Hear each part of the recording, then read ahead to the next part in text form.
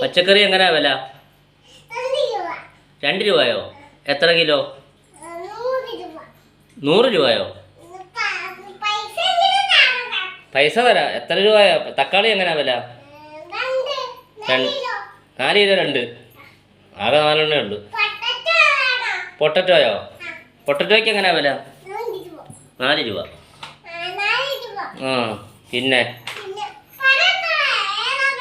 പഴം എങ്ങനെയാ വില? കിലോ 100. ക്യാരറ്റോ? 2 രൂപ. പിന്നെ സവാള എങ്ങനെയാ വില? 150. ഇത് സ്വർണത്തിൻ്റെ സവാളയാണോ?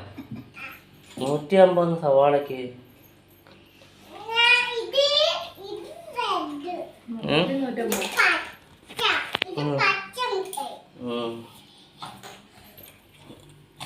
ഏത്തക്ക എങ്ങനെയാ വില?